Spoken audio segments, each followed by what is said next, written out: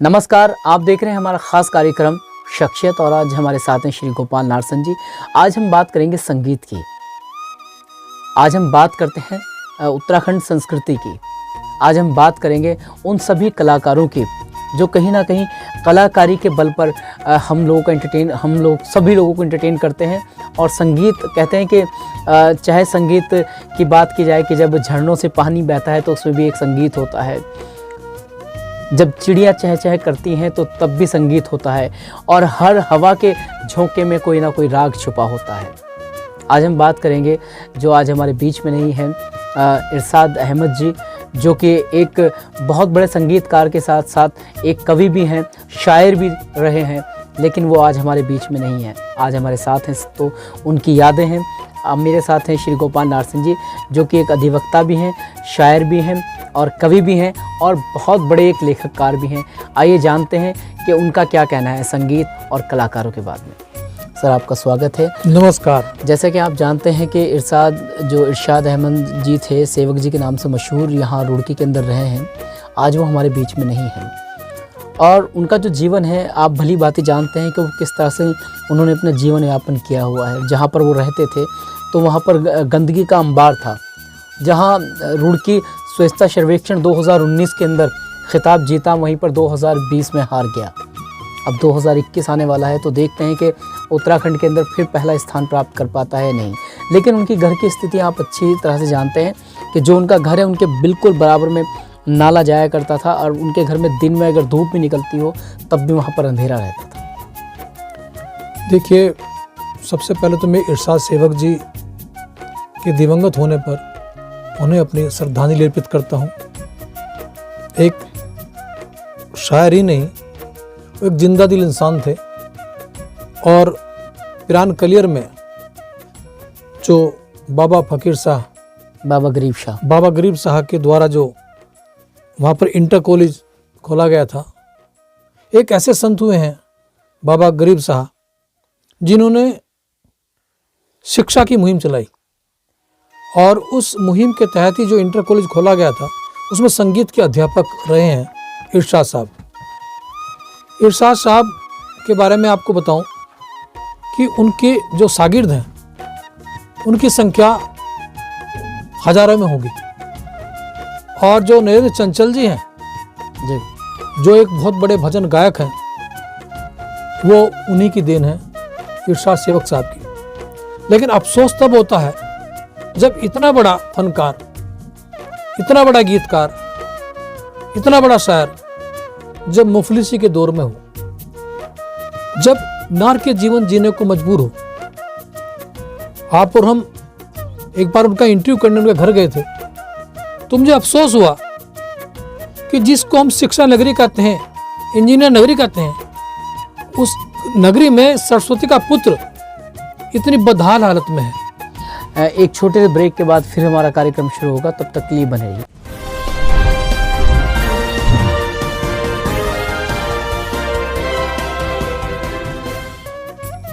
Break के बाद फिर आपका स्वागत है और आप देख रहे हैं हमारा खास कार्यक्रम शख्सियत और मेरे साथ श्री गोपाल नारसन जी।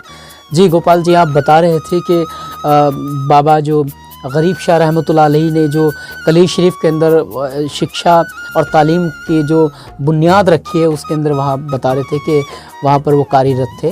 जी, तो मैं ये निवेदन कर रहा था आपसे कि जो हमारे इरशाद सेवक साहब हैं, वो कभी भी उन्होंने एक व्यावसायिक रूप से अध्यापन कार्य नहीं किया। उन्होंने निष्ठा के साथ, समर्पण भाव से, मिशनरी भाव से वो सिखाते थे और उनकी कॉलेज के बाहर भी इसी कारण शागिर्दों की संख्या बहुत लंबी है, बहुत लंबी फहरिस्त है। और कोई ऐसी नशिस्त, कोई ऐसा कवि सम्मेलन, कोई ऐसी गोष्ठी नहीं होती थी रुड़की के अंदर जिसमें इरशाद सेवक साहब न हों। और मैं आपको बताऊं कि सरस्वती वंदना की जिम्मेदारी अक्सर जो है वो इरशाद साहब निभाते थे। ये हमारे लिए बहुत फख्र की बात है। मेरे तो घर बहुत बार आए वो, मेरा अच्छा रिश्ता था उनसे। लेकिन मुझे अफसोस ये हुआ कि बड़े बड़े हमारे यहाँ जो समाज सेवक अपने आप को घोषित करते हैं, जो बड़े बड़े जो नेता हैं, MLA MP हैं, लेकिन उस मुफलिसी के दौर में एक अगर सरस्वती का पुत्र इस तरह से एक नारकीय जीवन जी करके चला जाए तो ये हम सब के लिए अफसोसजनक स्थिति है। वैसे बहुत और बार मुझे उन्होंने बड़ा गुहार दुख हुआ इस लगाई बात इस के लिए। चीज के लिए, बहुत बार गुहार लगाई नहीं, उन्होंने नहीं, मैंने भी गुहार लगाई है। मैंने सरा मंचों से कहा, मैंने अधिकारियों से भी कहा, लेकिन किसी के सिर में जू नहीं रहेंगी। और यही नहीं खाली इरशाद सेवक साहब, इससे पहले ठाकुर वीर सिंह दर्द की भी दर्दनाक मौत हुई थी, वो भी अभाव में जिए थे। और सरकार के अंदर व्यवस्था है साहित्यकारों के लिए, लेकिन आर्थिक रूप से विपन्न लोगों को आज तक किसी को पेंशन नहीं देते वो लोग, आज तक उनका सम्मान नहीं करते वो लोग। वरना हरियाणा में देखिए आप, उत्तर प्रदेश में देखिए आप, उत्तर प्रदेश में गोपालता नीरज जी को कैबिनेट मंत्री का दर्जा देकर रखा है मुलायम सिंह यादव जी ने।